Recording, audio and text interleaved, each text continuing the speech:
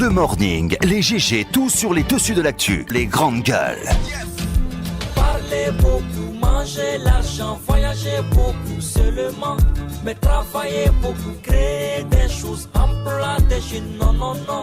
Les dirigeants africains, les dirigeants sont comme ça. Les grandes gueules. Merci de nous rejoindre. Bonjour à tous. Votre talk show qui vous parvient tous les matins sous cette antenne quand il est 9h. Vous retrouvez cette émission à 18h dans la zone spéciale de Conakry sur 99.4 Suite FM. Vous êtes en province, vous nous écoutez ici et maintenant sur 99.7 à Bokeh dans la région forestière et dans tout le Fouta. 99 tout court à Kankan et du côté de Kindia, c'est Zali FM, Kanyazik plutôt, qui relaie cette émission. 3 possibilités, voire 4 pour interagir à nos sujets, à nos débats. GG au 93 si vous êtes abonné Orange et le 657 39 13 13. Un numéro qui s'affiche juste en bas de votre écran. Ça se passe aussi sur Twitter, hashtag espace GG ou sur notre site internet www.espacefmguinée.info. Merci de nous rejoindre à la une. Ça sonne comme le clap de fin de l'appartenance de Baïdi Haribo à l'UFR, la direction de la 3e force politique de la Guinée. Le parti dirigé par l'ancien Premier ministre Sidi Touré a décidé hier de remplacer celui qui est devenu 2e vice-gouverneur de la BCRG par Seikou Yayabari au poste de secrétaire exécutif du parti. Il faut dire que depuis de longs mois, et ce n'est un secret pour personne, Baïdi Haribo s'était presque totalement éloigné du parti, s'affichant régulièrement aux côtés du chef de l'État, professeur Alpha Condé. Quels sont les dessous de cette décision de la direction de l'UFR? On pose la question ce matin dans cette émission. On va aller chercher donc des explications auprès de l'UFR dans cette émission. Une plainte de l'UFDG contre des agents de la CMIS déposée devant le tribunal de première instance de Dixine. La direction du principal parti d'opposition en Guinée attend de la justice que lumière soit faite sur l'agression dont le président du parti et son cortège ont été victimes samedi dernier lors de son retour en Guinée après un mois d'absence du pays. Pourquoi viser les CMIS? De quels éléments de preuve dispose l'UFDG contre justement les CMIS? On pose la question ce matin dans cette émission. Honorable Amadou Diallo, maître Amadou Diallo plutôt, donc il est député aussi, député UFDG et vice-président de la commission des lois à l'Assemblée nationale. D'autres sujets viendront compléter ce menu pour votre information. Merci de rejoindre l'équipe. Tamba, bonjour. Bonjour Abakar. Qu'est-ce qui se passe, Tamba? Bonjour à tous. Je suis tout joyeux ce matin. Très bien, très bien. Ouais. C'est bon pour l'émission. Absolument. Bonjour, Mohamed Mara. C'est mon cas, je suis joyeux, gloire à Dieu. Alléluia. Bien. Bon, c'est vraiment tout le mal qu'on peut vous souhaiter, franchement. Absolument. Merci. Bonjour, Madame So. En fait, c'est l'ex-père et fils. C'était son papa, mais il ne l'est plus pareil. Non, je l'ai renié. D'accord. Voilà, oui. Tu l'as renié. C'est ton fils que je viens de régner. Bonjour Jacques Lewaleno. Bonjour Abakar, bonjour à tous. Merci. Bien, Mohamed, pour commencer, on va s'intéresser à ce nouveau bloc de l'opposition, convergence de l'opposition démocratique, ça s'appelle un conglomérat, vous dites ce matin, conglomérat d'ex et de nouveaux proches d'Alpha Condé. Une précision, parce que j'avoue que je ne me retrouve pas trop dans cette histoire. C'est convergence démocratique ou convergence de l'opposition démocratique? On verra, parce qu'il n'y a rien d'officiel. Non, et parce que la sémantique a toute sa place. Si c'est convergence de l'opposition démocratique, je pense qu'il va y avoir bientôt des brèches et des angles de tir. Maintenant, convergence démocratique, je comprendrai ce que cela signifie. Mais moi, j'ai une remarque. Je ne sais pas si vous avez fait attention. Est-ce que vous avez vu les têtes d'affiche de cette convergence? Mais si, Mohamed. Vous avez vraiment fait attention? Bien entendu. Parce que j'ai l'impression que tous ceux qui sont dans cette convergence-là, bizarrement, sortent tous du giron présidentiel. Tous, il n'y a pas longtemps, ou même certains, on nous annonce que certains seraient prêts à y retourner. Bizarrement, oui. Compte tenu des faveurs que le président fait à certains de ses leaders de partis politiques. C'est la politique du ventre, tout simplement, Mohamed. Ben, il a asséché toutes les poches. Ce n'est pas tout le monde, mais il y en a, et surtout celui qui me paraît être le plus irréductible. J'apprends notamment qu'il y a eu des faveurs présidentielles très récemment dans le but de lui faciliter. Vous parlez de qui? Non. J'ai pas l'habitude de faire de la langue de bois, mais j'attends. Vous pouvez pas échapper. J'attends une preuve formelle. Mais généralement, ces sources-là sont très bien informées. Ce qui me surprend, néanmoins, depuis la formation de ce bloc, il y a des gens que j'ai envie d'entendre. Il y a des personnes que j'ai envie d'entendre. Tout à l'heure, on va parler de l'UFR. Parce que la situation ne semble toujours pas claire. Malgré tout ce que vous dites, le départ de Baïdi, je ne pense pas. Ce n'est pas un départ acté. C'est même loin de là. Je vous dirai les raisons tout à l'heure. Mais prenons quelqu'un comme Lansana Kouyaté. Oui. Qui, c'est pas un exil, mais volontairement, s'était éloigné du pays. Oui. Et depuis combien d'années, quasiment, s'était éloigné du pays, qui est revenu, on dirait, c'est vrai, pour des raisons familiales. Mais on ne pourra pas me dire... Mohamed, il a perdu sa belle-mère. Je dis oui, je dis qu'il est revenu pour des raisons familiales. Tu as dit on dirait. Oui, mais ça ne suffit pas. Je ne crois pas. Je ne crois pas que ce soit la seule raison. Derrière, parce que à peine arrivé au pays déjà, vous l'avez vu déjà avec cette convergence, avec ce groupe. Ça veut dire que tout ça est bien mûri. Tout cela est bien mûri. Et surtout, c'est son mutisme. Moi, par exemple, le mutisme de Lansana Kouyaté, jusqu'à présent, depuis son retour, m'interpelle et m'inquiète même. Quand on sait que les balais n'ont jamais cessé la navette n'a jamais cessé entre le professeur Alpha Condé et M. Kouyaté, surtout par l'entremise de personnes proches. Ça n'a jamais cessé. Quand Kouyaté est loin de la Guinée, il doit s'expliquer, il doit parler. Oui, mais quand Kouyaté est loin de la Guinée, Alpha Condé fait tout pour le rencontrer. Il y a beaucoup de choses qui se disent. Maintenant qu'il est dans les 4 murs, il faut qu'il parle. Absolument, absolument. Moi, je pense que maintenant qu'il est là, il est important qu'on l'entende. Surtout que l'heure est grave. L'heure est grave. L'Assemblée a, comment on appelle ça, un mandat qui est périmé comme la viande de chez Modibo. Néanmoins, oui, vous allez me dire tout ce que vous voulez. Non, c'est un mandat périmé comme la viande de chez Modibo. Purement et simplement. Oui, c'est un mandat périmé, je le dis. Maintenant... Mohamed. Non, c'est un mandat périmé. Vous ne pouvez pas. Vous trouvez le mot que vous voulez. Moi, j'ai dit que c'est un mandat périmé. Voilà. Et d'ailleurs, j'attends l'UFDG parce que le 16 est passé. UFDG, si vous m'entendez, le 16 février, vous devriez nous dire votre position. La position, elle ne nous est pas dite. L'UFR nous a laissé entendre. À l'issue de la retraite de Kinia. Oui, justement, l'UFR nous a laissé entendre que oui, elle n'est pas favorable, elle, à cette prorogation des mandats, mais apparemment, elle ne veut pas être trahie. Donc, elle attend la position des autres membres de l'opposition, sauf que le plus grand parti de l'opposition parlementaire, qui est l'UFDG, ne dit toujours rien. Le rendez-vous du 16 est passé. Pendant ce temps, dites-nous, chers députés, si vos salaires du mois de janvier sont tombés ou non sur vos comptes. Parce que si officiellement ils ne sont pas encore retournés, normalement ils ne doivent pas toucher à leur salaire du mois de janvier passé. Donc ça c'est entre guillemets. Mais je dis encore une fois que lorsque je vois les têtes couronnées qui se retrouvent au sein de cette convergence-là, monsieur, comment il s'appelle, Bahouri, qui est venu, on sait dans quelles conditions rocambolesques, et depuis qui est, je ne sais pas de la mouvance ou de l'opposition, en tout cas s'il est de l'opposition, mais c'est un opposant opposé, ça c'est un fait. Vous avez Dr Ousmane Kaba, qui l'intelligent, qui aujourd'hui est devenu un pourfendeur, c'est vrai, de la mouvance, en tout cas du président Alpha Condé. N'empêche que on sait que ces deux-là partagent le même fief et que le tissu, notamment social dans ces régions, est tel que ce serait difficile d'avoir une cloison étanche entre ces deux camps. Donc là également, on a besoin de clarifier. Vous avez... c'est un ex-collaborateur. Et un ex très proche collaborateur. D'ailleurs, il vient à peine d'être remplacé vous vous rappelez de la commission.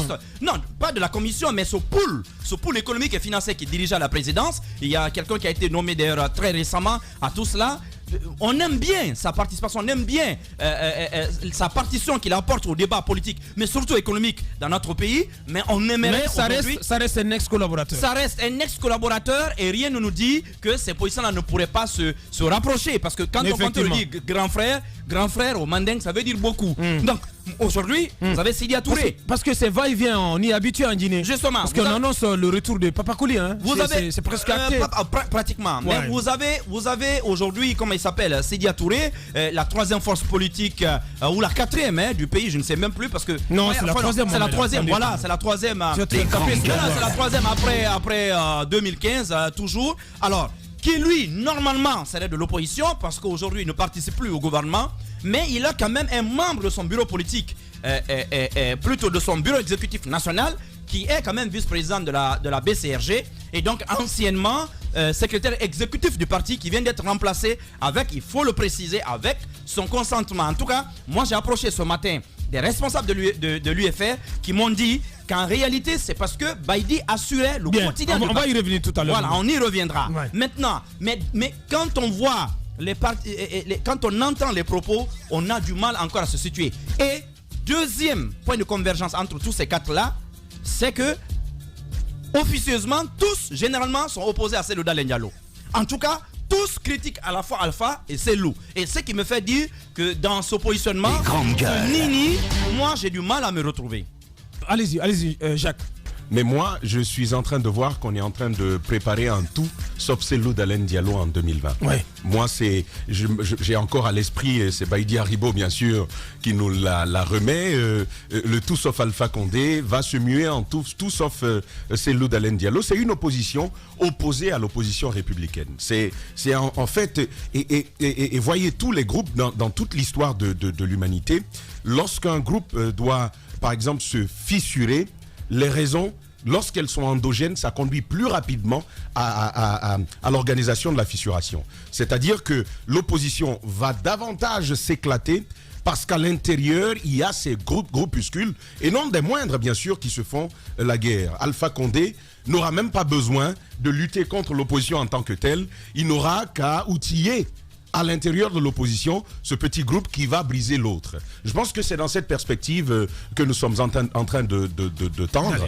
Il n'y a pas mille façons de dire les choses. Le dernier arrivé des mastodontes de la politique guinéenne, il y a fort à parier que lui aussi a rejoint la mangeoire. Qui cela?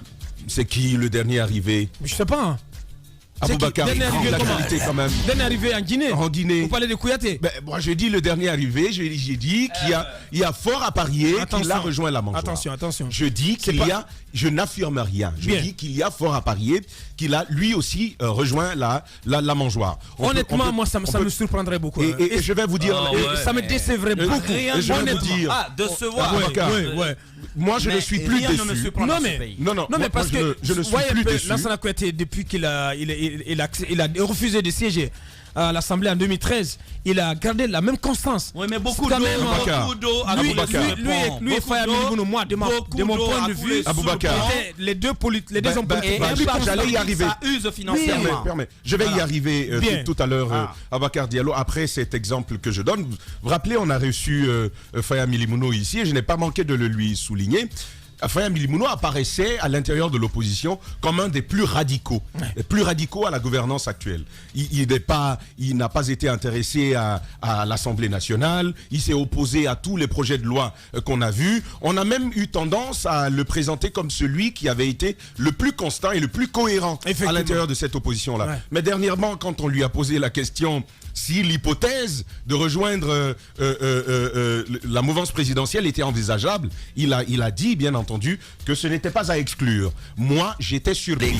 Mais il y a à dire qu'à l'intérieur même de l'UFDG, ce n'est pas exclu que d'ici à 2020, plusieurs cadres du parti rejoignent la mouvance présidentielle. Ce n'est pas à exclure. Oui, je parle même de l'UFDG. Non, l'UFDG, je parle de l'UFDG. À l'UFR, il y a des velléités de à l'UFR, non, à l'UFR. Non, Aboubakar Diallo. Non, Diallo ce matin. Nous abordons. Qu'est-ce que tu veux me dire? On va y aller. Permets, j'y vais. Mais vas-y un peu en profondeur. J'y vais, Aboubakar. Des cadres de l'UFDG à la mouvance. Il est bien possible qu'avant 2020, on en arrive à cela parce que M. Alpha Condé, bien entendu, et tout le groupe que vous savez derrière, est quand même en train de jeter de l'appât à ces différents cadres. Qui va résister jusqu'à la fin? Ça, c'est une question qui reste posée. À l'UFR, ce n'est même plus une hypothèse. Ouais, le départ de Baïdy Haribo, par exemple, nous apprenons que ce serait dû à cela. On lui aurait demandé très clairement de s'opposer au troisième mandat, ce qu'il n'a pas fait. Et il n'est pas seul. Il y a d'autres cadres à l'intérieur de ce parti politique qui sont d'une certaine manière déjà orientés vers le soutien du troisième mandat. Et donc, ce serait une des raisons pour lesquelles M. Baïdy Haribo a été ainsi dégommé. Maintenant, moi je dis 2020, il faut quand même réfléchir désormais s'il faut parer à ce calcul du troisième mandat. je pense qu'il faut réfléchir à d'autres moyens parce que l'opposition elle-même fournira les armes qui permettront de lui nuire et de l'arrêter. Donc il vient d'attendre de ce nouveau bloc de l'opposition. Écoutez, Aboubacar Diallo, moi je vais vous dire, ce bloc-là, premièrement, s'il s'agit de conquérir le pouvoir en 2020, qui vous voyez céder à qui? Si par exemple on irait dans la perspective de choisir un candidat unique pour ce bloc, qui vous voyez accepter de céder de la place à qui? Il faut rappeler, il faut préciser que ce n'est pas une alliance électorale. Absolument, ce n'est pas une alliance électorale, mais on voit bien que dans la perspective de 2020, pour 2020 justement, absolument la question se posera. Et avec leur trait de caractère fortement marqué, je ne vois pas un Sidia Touré, un Kouyaté ou un Ousmane Kaba céder à qui que ce soit, Lansana Kouyaté que l'on appelle le Bélé-Béléba, même dans sa façon de se vêtir, vous sentez cette fierté, cette dignité mandingue. Le docteur Ousmane Kaba, avec tout son parcours académique, qui n'a pas de cesse de se présenter comme un génie. Plusieurs fois, on l'a entendu dire cela. Et Sidia Touré, mais Sidia Touré, vous savez quand même qui c'est. Dignité marquée, fierté totale. Je ne le vois pas céder de la place à tous les autres. Et donc moi je me dis, pourquoi est-ce que... Tu rappelles le 2015 déjà de la raison de son divorce avec exactement. Voilà. Moi, depuis 2015, je voulais tout de même relever le fait que je ne vois pas tout de même ce bloc de défendre, soutenir un projet de troisième mandat pour Alpha Condé. C'est pas possible. Aboubacar, oui, Aboubacar, même si, quoi qu'il fût, je vais te dire une chose. Presque tous d'anciens collaborateurs d'Alpha Condé. Aboubacar, je vais te dire une chose. Je pense que on est dans la perspective. En fait, moi, c'est mon analyse. Plusieurs ont besoin d'exister d'une certaine manière, d'une façon ou d'une autre. Ceux-là qui ont été anciens premiers ministres, vous savez, à l'intérieur de ce bloc-là, tous ont été, à part peut-être ceux qui viennent d'arriver, la plupart ont été ministres s'ils n'ont pas été premiers ministres. Ils sont dans cette perspective-là. Et ils savent pertinemment, au-delà des discours, que sur le terrain politique, il y a l'UFDG et il y a le RPG Arc-en-Ciel qui écrase tout le monde. Oui. Ils le savent. Alors comment survivre à ces deux mastodontes qui bouffent tout? Ça, c'est une question que l'on peut bien se poser. On va donc créer, donc à un moment donné, ce bloc-là pour se vendre plus cher. C'est pourquoi on va créer ce bloc pour se vendre plus cher, en sachant pertinemment que Sékou Touréa n'est pas nécessairement ce qu'ils vont réussir à avoir. Et donc, et ça aussi il faut le dire, puisque Cellou Dalein Diallo, personne n'en veut, avec ce bloc qu'on a là, vous les avez souvent entendus critiquer M. Cellou Dalein Diallo qui y prendrait tout pour lui. On dirait, si nous on n'a pas, et ben lui aussi il n'a pas. Dans la perspective du calcul d'intérêt, parce que c'est toujours les intérêts qui les animent, je pense qu'il serait prêt à bazarder le pouvoir à M. Alpha Condé. Bien. Allez-y, Madame Hiro. J'attends de voir sur quelle base, sur quel deal, sur la base de quel deal politique il rejoindrait le pouvoir actuel après être resté pendant quand même toutes ces années, depuis 2010, après 2010, vous vous souvenez? Depuis 2013. Depuis 2013, après ces deux ministres qui étaient au sein du gouvernement, après quand il a certainement remarqué que peut-être les accords, le contenu de l'accord qui a été signé avec le RPG Arc-en-Ciel ne marchait plus, quand il a demandé le retrait donc de ces deux ministres. Et après tout cela, il a refusé de siéger au sein du Parlement. Je me demande sur quelle base aujourd'hui, quel argument il va nous présenter pour dire que finalement il revient. Parce que si vous vous souvenez, depuis cette époque-là, on a l'impression que c'est le seul qui est resté constant, quand même, constant, qui a défendu ses idéologies, son idéologie, qui se dit que oui, il a dit qu'il n'est pas avec... porte-parole de l'opposition qui est aujourd'hui porte-parole du gouvernement dans ce pays. C'est pas la même chose. Ah si. C'est pas la même chose. C'est pas n'importe qui. Non mais attendez. Celui qui porte la parole. Attendez que j'aille au bout de mon raisonnement. C'est pas la même chose. Nous savons comment les choses se sont passées entre l'UFC et l'UFDG. C'est l'UFDG, grâce à leur accord, que l'UFC finalement est parvenu au Parlement et tout. Nous savons comment les migrations se font au sein de ces formations. Mais moi, en tout cas, la confiance que M. Lansana Kouyaté quand même a réussi à imposer dans le paysage politique. Je voudrais savoir sur quelle base politique, sur quel deal politique il rejoindrait, comme on appelle la mouvance présidentielle aujourd'hui. Ce n'est peut-être pas à exclure, mais certainement il aurait des arguments très solides à présenter aux Guinéens. L'autre question que je me pose aujourd'hui, est-ce que toutes ces personnes qui se retrouvent, il n'est pas interdit de se retrouver en alliance dans un groupe politique comme ils l'ont fait aujourd'hui, mais je me pose des questions parce que vous dites d'anciens et actuels peut-être proches du pouvoir en place. Est-ce que ces gens-là sont aussi désespérés aujourd'hui que le peuple de Guinée? Parce que c'est la question que je me pose. Parce que vous le dites, rester dans l'opposition, c'est quelquefois difficile. Parce qu'il faut que le parti vive, il faut des moyens et tout. Est-ce que ces gens-là aujourd'hui, ils perçoivent peut-être l'horizon sombre? Ils se disent que non, ils n'arriveront pas à bout du mastodonte qui est le président Alpha Condé. Est-ce que c'est le désespoir qui les amène aujourd'hui à se mettre ensemble et peut-être à vouloir aller contre Cellou Dalein Diallo, peut-être au bout du bout pour soutenir le président Alpha Condé? Moi, c'est la question que je me pose. Si eux aussi, les politiques qui devraient peut-être porter la parole du peuple de Guinée, essayer de se battre pour le changement, sont aussi désespérés que le peuple ou plus désespérés que le peuple. Ouais. Moi, je me demande à qui le à quel sens se vouer. À quel sens se vouer. La parole du peuple, hein. C'est pas mon avis. Je dis qu'ils devraient. Ouais. C'est des gens qui devraient, parce que les politiques, généralement, ils se battent pour des idéaux. Mais le problème est qu'en Guinée, cet idéal-là, il est très rare. C'est très rare de voir des gens qui commencent aujourd'hui, qui vont jusqu'au bout et qui, finalement, j'attends de voir M. Lansana Kouyaté aller de l'autre côté. Et on se demandera, est-ce qu'à la fin, c'est seul Cellou Dalein qui pourra tenir tête à Alpha Condé jusqu'au bout? Moi, c'est la question que je me pose. Aujourd'hui, il se passe des choses. Vous voyez cette migration, des gens qui ne tiennent pas, ils se disent que oui, je suis dans l'opposition, je ne gagne pas. Je sais pas, je ne gagne pas ce que je voulais auprès de l'opposition, par exemple au sein de l'opposition républicaine. Finalement, je pense qu'il n'y aura que l'UFDG au sein de l'opposition républicaine, parce qu'on a l'impression que tout le monde est en train de migrer, tout le monde est en train de partir. Ouais. C'est quoi finalement l'objectif? Est-ce que c'est d'isoler M. Cellou Dalein Diallo? Badiko, lui, il est parti déjà. Badiko, et vous parlez comment on appelle, de Papa Koli, ouais. Et si lui il quitte, Makanera vient de quitter, qui restera finalement au sein de l'opposition républicaine avec M. Cellou Dalein Diallo, ouais. Sans oublier que Moussa Diallo, l'UFC, tout le monde est parti. Il faut que le peuple sanctionne ce nomadisme. Non, c'est pas mais comment? C'est pas digne. Mais comment les gens devraient... C'est pas possible. Comment, Aboubacar? Je sais qu'on est en politique, mais un peu de morale quand même, Tamba. Écoutez. Non, mais vous pouvez pas être là tout le temps. Non, moi je suis d'accord. À dégainer contre un régime. Je suis d'accord qu'il faut de la morale, mais comment est-ce que le peuple peut sanctionner ce nomadisme si même nos voix ne sont pas prises en compte? Les voix, c'est la question qu'il faut se poser. Le peuple peut décider. Peut-être à la rigueur, qu'est-ce que le peuple pourra faire? C'est de s'abstenir de voter, parce que même quand vous votez, on échange vos voix contre ce qu'on veut réellement. On fait du marchandage politique. Après, vos voix ne se retrouvent pas là où vous voulez. C'est ça le problème. Toutes ces personnes qui sont là aujourd'hui, qui se disent, je suis resté pendant 3, 4, 5 ans au sein de l'opposition, je n'ai pas ce que je veux.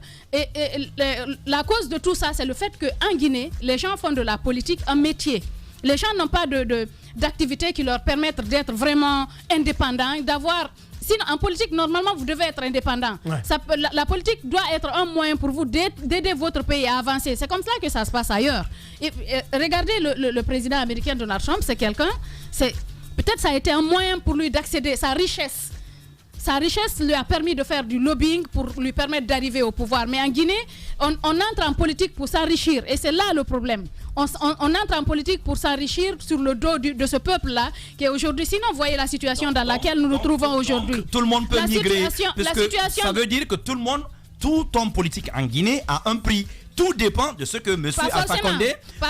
Si. Vous dites qu'on entre en politique en Guinée pour s'enrichir. Voilà pourquoi moi je crois qu'Alpha Condé peut avoir qui il veut dans la classe politique actuelle en Guinée. Tout dépend du prix qu'il va mettre sur la table. Ce que je voudrais dire pour terminer, ce que je voudrais dire pour terminer, on attend de voir en 2020 qui sera le politique qui aura tenu jusqu'au bout face à Alpha Condé, parce qu'aujourd'hui, les gens, si nous voyons la situation dans laquelle nous nous trouvons, problème d'électricité, problème d'eau, difficulté pour le Guinéen de gagner son pain, vous voyez, c'est tellement difficile qu'on se demande ces politiques, tous ces politiques-là, ils servent à quoi? En qui le Guinéen pourrait porter sa confiance pour nous permettre de changer la donne? La question elle reste encore posée. Jacques Lewa, quand notre classe politique se délite. Bon, je crois que pour l'instant, on peut d'abord se contenter de relayer ce que les concernés eux-mêmes disent, qu'ils veulent s'organiser pour exiger l'alternance dans le pays. Donc, qui dit l'alternance, c'est bien sûr ne pas permettre qu'il y ait le même président au-delà de 2020. Je crois que c'est ce que nous avons entendu lorsque les choses se destinaient. Les interrogations que les uns et les autres se posent ici, je crois que c'est aussi normal de pouvoir le faire, parce que si nous jetons un regard un peu en arrière, on peut déjà comprendre qu'il y a au lendemain de la présidentielle de 2010 un collectif qui s'est formé. Le collectif, je crois, de l'opposition pour le changement. Ce collectif, il y avait à l'intérieur Cellou Dalein Diallo, Sidya Touré et bien entendu la NGR à l'époque avec Faya Minimono qui était le porte-parole, pas Lansana Kouyaté tout de suite, parce que Lansana Kouyaté, Aboubakar Silla et Kassori Fofana étaient dans un autre bloc, dans un autre groupe qu'on appelait l'ADP, qui était une alliance donc qui s'est dessinée comme une alliance du centre. Qu'est-ce qui s'est passé par la suite? Au sein de l'ADP, il y a eu un recrutement. Donc c'est le premier à sauter tout de suite, puisqu'il n'y avait pas que, disons, Kassori. Je crois il y avait d'autres leaders de partis politiques comme Jean-Marie Doré de l'UPG, mais également comment on appelle ça, Faliou Bella Diallo, qui sont venus par la suite avec un parti politique. Donc tout ceci ont continué à travailler. Après, il y a eu ces recrutements.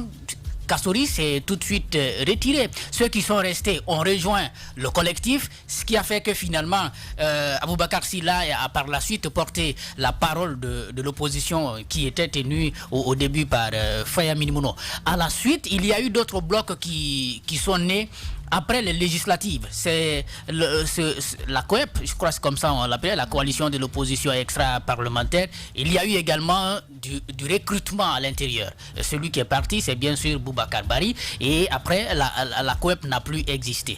Je crois qu'il y a ces craintes-là qu'on peut avoir aujourd'hui. Le fait qu'il y ait des groupes qui se forment et qu'à l'intérieur, qu'on puisse avoir des personnes qui vont partir finalement servir le pouvoir. Des interrogations autres qu'on pourrait avoir aussi, c'est de savoir finalement s'il y a une élection en 2020 à laquelle le président de la République ne participerait pas. C'est une possibilité, moi j'y crois toujours. On se demanderait, il y a quelle possibilité pour ce collectif d'avoir un leader fort face à Cellou Dalein Diallo? Parce que c'est la question aujourd'hui. Cellou Dalein Diallo reste imbattable au premier tour. Donc comment avoir aujourd'hui au niveau de ce collectif qui va se former quelqu'un qui peut, n'est-ce pas, l'empêcher d'arriver au second tour, ou disons de pouvoir le battre finalement? Les interrogations vont se poursuivre. On dit que ce n'est pas une alliance électorale. Mais encore une fois, il y a à se poser la question sur la façon dont le paysage politique est en train de fonctionner, en train de faire, disons, de déranger un peu les choses, de ne pas permettre vraiment aux Guinéens d'espérer. Parce que si vous dites qu'aujourd'hui vous avez espoir que Lansana Kouyaté ou Sidya Touré soient à la relève à cause de tout ce qu'on connaît d'eux dans le passé, soit ils ont été de bons cadres, après vous les voyez se comporter d'une certaine façon, après ça peut décevoir. Bien. Encore une fois, tout dépend de la façon dont ces partis politiques se créent. Vous êtes chez les GG, la suite. Politiciens véreux, fonctionnaires corrompus, promoteurs immobiliers voyous, justice passive. La Guinée devient-elle mafieuse? Les grandes gueules d'Adafo Média ne lavent pas plus blanc, mais vous permettent de défendre votre pays en vous informant. Avec les grandes gueules d'Adafo Média, dénoncez les turpitudes, nous garantissons le secret des sources. Envoyez vos documents à espacefmguinée.info, rubrique Contact. Les grandes gueules d'Adafo Média, ou le socle de la liberté d'expression en Guinée.